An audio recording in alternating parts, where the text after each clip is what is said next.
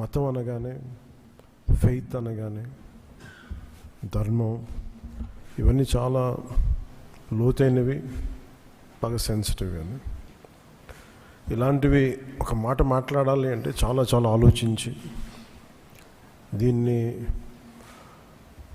ఎలాంటి పర్యవసనాలు ఎదుర్కోవాల్సి వస్తుంది ఇవన్నీ ఆలోచించే మేము మాట్లాడతాం. ప్రత్యేకించి జనసేన నుంచి గత 2019 నుంచి 2024 వరకు వారి పాలనలో, వైసీపీ పాలనలో చాలా సంఘటనలు జరిగినాయి. రిలీజియస్గా దాన్ని ఒక సెన్సిటివ్ ఇష్యూ జరిగినాయి మాట్లాడటానికి. ఉదాహరణకి రామతీర్థంలో రామచంద్రమూర్తి, శ్రీరాముడు, ఈ దేశం కొలిచే శ్రీరామచంద్రుడి విగ్రహాన్ని శిరిచ్ఛేదం చేస్తే ఎవడో ఆకతాయి చేశాడు, ఎవడో పిచ్చోడు చేశాడు. పిఠాపురంలో అశుద్ధంతో విగ్రహాలని చేస్తే ఒక గుడిలో, దాన్ని కూడా ఎవడో పిచ్చోడు చేశాడు. ఈ కల్తీల నేపథ్యం గురించి మనం ఎవరి గురించి మాట్లాడుకోవాలి, వాళ్ళ గురించి తెలుసుకోవాలి కొంత. అలాగే దుర్గమ్మ వారి ఆలయంలో వెండి విగ్రహాలు మన దొంగతనం జరిగితే ఇవి పోతే ఇంకోటి కొనుక్కుందాం, దీనికి ఏంటి బిల్డింగ్లు మేడలు కడతాం, మిద్దెలు కడతాం. అలాగే అంతర్వేదిలో రథం కాలిపోతే ఎవడో పిచ్చోడు చేశాడు. ఇలాంటి సంఘటనలు నెల్లూరు నుంచి మొత్తం రాష్ట్రం నలుమూలల 219 సంఘటనలు ఇలాంటివి జరిగినాయి. డెసక్రేషన్ ఆఫ్ టెంపుల్స్, దేవాలయాలు కావచ్చు, దేవాలయ పరిసర ప్రాంతాలు, దేవాలయాలు అపవిత్రం చేయటం. ఎక్కడ కూడా ఒక్కరి నేను నిర్ణయం తీసుకున్న దాఖలాలు ఎక్కడా లేవు. ఇలాంటి నేపథ్యంలో కూడా ప్రత్యేకించి జనసేన నుంచి కానీ మేము ఎక్కడ చాలా దాన్ని పొలిటికల్గా కానీ దానికి ఒక మైలేజ్ వస్తుందేమో, దాని ఒక ఎమోషనల్ ఓట్ బ్యాంక్, అసలు ఆ నిర్ణయం ఎప్పుడు తీసుకోలేం. పదే చెప్పాం, కరెక్షన్ చేశాం తప్ప. అంత నిబద్ధత పాటించిన మేము స్వామివారి పాదాల చెంత రక్షింపబడ్డ గౌరవ ముఖ్యమంత్రి నారా చంద్రబాబు గారు కానీ చాలా జాగ్రత్తగా, అప్రమత్తతోనే మాట్లాడతాం, చాలా జాగ్రత్తగా మాట్లాడతాం. ఎన్డీఏ సమావేశంలో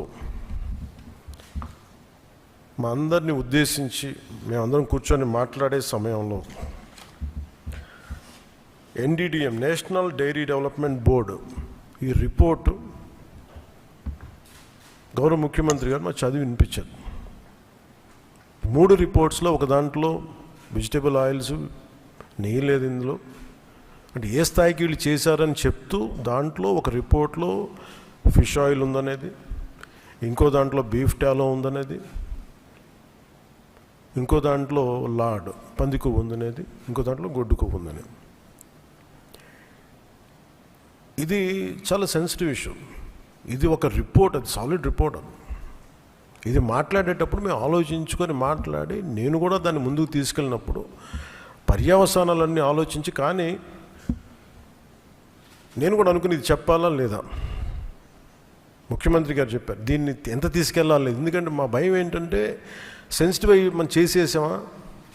భగవంతుడితోటి మీకు గతంలో చెప్పినట్టుగా రామచంద్రమూర్తిగా విగ్రహం తల నరికేస్తే రామతీర్థంలో, దాన్ని చేయడం మళ్ళీ ఇప్పుడు చేసి దీని మీద మనం తప్పుగా అనుకుంటారా, లేదంటే దీన్ని కూర్చోబెట్టి రాజకీయపరంగా లబ్ధి పొందుతారు, ఇలా ఆలోచిస్తారని చెప్పి 1-2 రోజులు ఆలోచించినా కానీ చెప్పకపోతే ఏం జరుగుతుంది.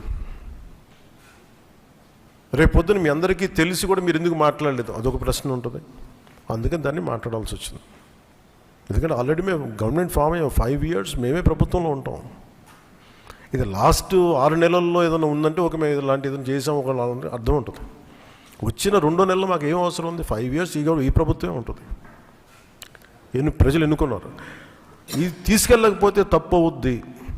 ఎందుకంటే మా బేసిక్గా అందరం ప్రతి మతాన్ని గౌరవించే సంస్కృతి ఇది. ఈ దేశంలో హైందవ సంస్కృతి లేకపోతే మిగతా సంస్కృతులు లేవు. అలాంటి హైందవ సంస్కృతి మీద ఇంత అపవిత్రం జరిగినప్పుడు, వీళ్ళు రిపీటెడ్గా చేస్తున్నప్పుడు ఇది చెప్పాలా లేదా అని కూర్చొని చాలా తర్జనలు పడి, నాకు పర్సనల్గా గిల్ట్ ఉండి, అరే మనం ఇంత కళ్ళ ముందు ఇంత రిపోర్ట్ మాట్లాడకపోవటం అని చెప్పి చేసిన తర్వాత తద్వారా మీ అంశాలు తెలుసు. అది సుప్రీంకోర్టు దాకా వెళ్ళింది. కొంతమంది మీరు ఇట్లా అన్నారు, లారీకి లబ్ధన్నారు, మాకేం పోతే 5 సంవత్సరాలు మేమే ఉంటాం, మాకు ఆ భయాలు లేవు. కానీ దీన్ని కరెక్ట్ చేయకపోతే ఎందుకు మాకు ఉంది అంటే దీనికి నేపథ్యం అసలు వీళ్ళని మీరు ఎగ్జామిన్ చేయాలి. ఈ సమావేశం ద్వారా ప్రజలందరూ కూడా మేము ఏం ఎగ్జామిన్ చేస్తున్నామంటే వీళ్ళు ఎలాంటి పరంపర నుంచి వచ్చారు, వారసత్వం ఏంటి వీళ్ళకి. వీళ్ళు భగవంతుడి మీద పగబట్టారు. వీళ్ళు ఏడుకొండల స్వామి మీద పగ ఉంది. అది ఈరోజు పగ కాదు, ఏం పగో నాకు అర్థం కాదు. అది 7 కొండలు అంటాం. 7 కొండలు ఎందుకు, నీకు 2 కొండలు చాలని.